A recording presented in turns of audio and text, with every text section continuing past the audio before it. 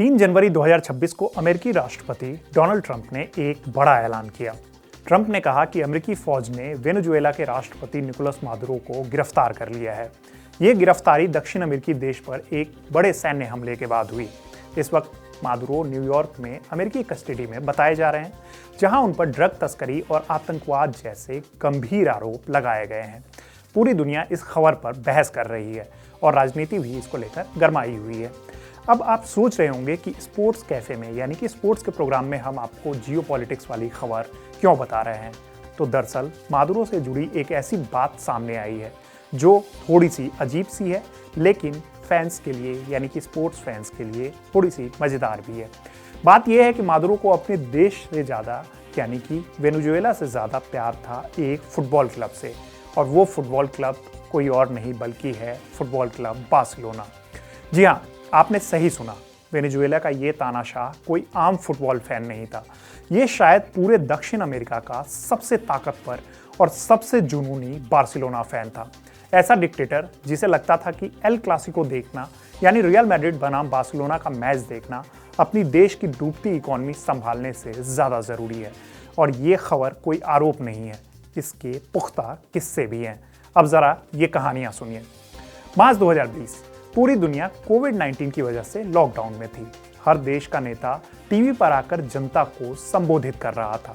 जहां जर्मनी की चांसलर यानी कि तब की chancellor Angela Merkel formal blazer में दिख रही थी, वहीं ब्रिटेन के तब के प्रधानमंत्री बोरिस जॉनसन अपने ऑफिस में गंभीर चेहरे के साथ नजर आ रहे थे।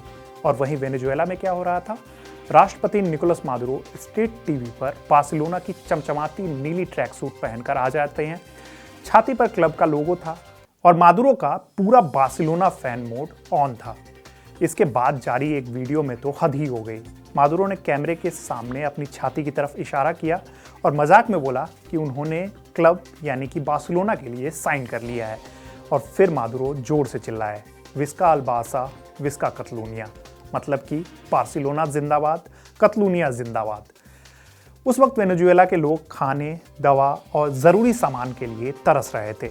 अस्पतालों में हालात बेहद खराब थे, लेकिन राष्ट्रपति साहब टीवी पर अपना फुटबॉल प्यार दिखाने में बिजी थे। यानी मादुरो के लिए पहले फुटबॉल और बाद में देश था। अब आता है सबसे दिलचस्प किस्सा, अगस्त 2021, जब पैसों की वजह से लियोनेल मेसी को बार्सिलोना क्लब छोड़ना पड़ा। यह खबर दुनिया भर के फुटबॉल फैंस के लिए एक झटका था, लेकिन मादुरो ने इसे कुछ ज़्यादा ही दिल पर ले लिया। और ये कोई मजाक नहीं है। इस आदमी ने लाइव टीवी पर आकर इसको लेकर भाषण तक दे दिया। मौका था वेनेजुएला के ओलंपिक्स प्लेयर्स को सम्मानित करने का। वहां देश की खेल नीति, इकोनॉमी और भविष्य की बातें होनी चाहिए थी, लेकिन मादुरो उस मंच से बार्सिलोना बोर्ड को कोसने लगे। मादुरो ने कहा कि बार्सिलोना बोर्ड ने मेसी के साथ जो किया है वो बहुत गंदा था। जब मैंने मेसी को रोते हुए देखा तो मैं भी रो पड़ा, क्योंकि वो एक अच्छे और सच्चे इंसान है, साथ ही दुनिया के सबसे महान फुटबॉलर भी हैं। मादुरो यही नहीं रुके, वो आगे बोले, अगर वो फुटबॉल के सबसे महान खिलाड़ी के साथ ऐसा कर सकते हैं तो वो किसी के साथ भी कुछ भी कर सकते हैं। इसके बाद उन्होंने क्लब के प्रेसिडेंट युआन लोपोर्ता और पूरे बार्सिलोना बोर्ड को जमकर सुनाया।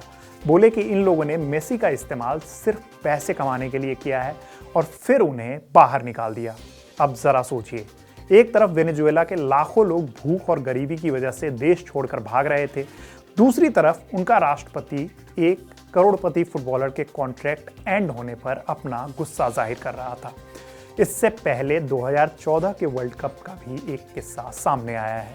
24 जून 2014 ब्राजील में हो रहे वर्ल्ड कप में उरुग्वे और इटली का ग्रुप मैच चल रहा था और अचानक उरुग्वे के जो स्टार फॉरवर्ड थे लुइस सुआरेज ने इटली के डिफेंडर जॉर्जियो चिलीनी के कंधे पर दांत काट लिया। पूरा वाकया कैमरे में रिकॉर्ड हो गया। दुनिया भर में इसको लेकर बवाल मचा। फीफा ने सुआरेज पर 9 मैचों का बैन लगा दिया। पूरी दुनिया सुआरेज को तब विलन बता रही थी, लेकिन एक आदमी था जो उसके साथ खड़ा था और वो था निकोलस मादुरो। मादुरो ने कहा कि ये लोग उरुग्वे को माफ नहीं कर सकते कि एक आम लड़के ने इंग्लैंड और इटली जैसी बड़ी ताकतों को हरा दिया। मादुरो ने सुआरेज को पूरे दक्षिण अमेरिका का हीरो बताया। उनका कहना था कि सुआरेज को उसके काटने के लिए नहीं, यानी दांत काटने के लिए नहीं, बल्कि यूरोप की बड़ी टीमों को हराने के लिए सजा दी जा रही है। मादुरो, जो खुद को कामगार राष्ट्रपति कहते थे क्योंकि वो पहले बस ड्राइवर थे, बोले कि पूरे लैटिन अमेरिका को सुआरेज के साथ खड़ा होना चाहिए, यानी देश की हालात जैसे भी हो, बार्सिलोना के खिलाड़ी पर पूरा भाषण तैयार है। अब अगला किस्सा तो और भी हैरान करने वाला है। फरवरी 2016 वेनेजुएला की इकोनॉमी पूरी तरीके से टूट चुकी थी। महंगाई 180% से ऊपर जा चुकी थी। ये सब मीडिया रिपोर्ट्स की बातें हैं। मादुरो एक बड़ी कैबिनेट मीटिंग में करेंसी रिफॉर्म और न्यू इकोनॉमिक प्लान पर भाषण दे रहे थे। सारे मंत्री और जनरल सामने बैठे थे। माहौल एकदम गंभीर था। अचानक मादुरो वहां रुक गए। किसी ने उन्हें बताया कि मेसी अभी अभी अपना 300वां लीग गोल कर चुके हैं और फिर वहां मादुरो जोर से चिल्लाए, विवा मेसी, विवा कैटलूनिया, यानी कि मेसी जिंदाबाद, कैटलूनिया जिंदाबाद। इतना ही नहीं, इसके बाद उन्होंने मीटिंग में बैठे मंत्रियों और जनरलों से पूछा कि हाथ उठाओ, कौन इसमें से रियल मैड्रिड फुटबॉल क्लब को सपोर्ट करता है और कौन बार्सिलोना को। सोचिए, किसी देश की आर्थिक नीति तय हो रही है और वहां राष्ट्रपति एल क्लासिको पर बहस करवा रहे हैं। उस वक्त देश में खाने और दवाइयों की भारी कमी थी। लोग बुनियादी जरूरतों के लिए लाइन में खड़े थे, लेकिन मादुरो के लिए मेसी का गोल ज्यादा जरूरी था। अब सवाल ये है कि मादुरो को बार्सिलोना से इतना प्यार क्यों था? ये सिर्फ शौक नहीं था, ये उनकी पॉलिटिकल स्ट्रेटजी का भी हिस्सा था। फुटबॉल क्लब बार्सिलोना को सपोर्ट करके वो देश के लोगों से जुड़ना चाहते थे, खासकर युवाओं से। फुटबॉल के जरिए खुद को वो आम जनता जैसा दिखाना चाहते थे। साथ ही कैटलोनिया की आज़ादी की बात करके वो स्पेन सरकार को भी चिढ़ाना चाहते थे। लेकिन आम वेनेजुएला के लोगों के लिए ये सब किसी गंदे मजाक से कम नहीं था। लोग उस समय भूखे थे, दवाइयाँ नहीं थी और उनका राष्ट्रपति बार्सिलोना की ट्रैक सूट पहनकर टीवी पर चिल्ला रहा था। आज मादुरो अमेरिकन कस्टडी में है। बहुत से लोगों के लिए वो तानाशाह हैं जिसने देश को तबाह करके रख दिया है। बेतहाशा महंगाई, पलायन और आज़ादी पर पाबंदी। लेकिन फुटबॉल की दुनिया में मादुरो हमेशा एक अलग तरीके के किरदार के तौर पर याद किए जाएंगे। दुनिया का शायद इकलौता तानाशाह जिसने अपना फुटबॉल प्रेम जग जाहिर किया। कोविड के समय बार्सिलोना की ट्रैक सूट पहनकर भाषण दिया, जो लाइव टीवी पर मेसी के लिए रोया और जिसने कैबिनेट मीटिंग को एल क्लासिको की बहस में बदल दिया। निकोलस मादुरो की कहानी एक सीधा सबक देती है। जब कोई नेता अपनी प्राथमिकताएं भूल जाता है, जब उसे शासन से ज्यादा फुटबॉल की परवाह होने लगती है, तो उसकी कीमत जो है वो जनता चुकाती है। और मादुरो का ये प्यार वेनेजुएला की जनता को बहुत महंगा पड़ा। फिलहाल इस कहानी में इतना ही। मेरा नाम है रविराज। देखते रहिए कड़क। धन्यवाद। यहाँ ताजा खबर के साथ हर दिन की शुरुआत कड़क है। आमने सामने बैठ रखते हैं बात पूरे दम से, आराम से। चर्चा होती है बेधड़क।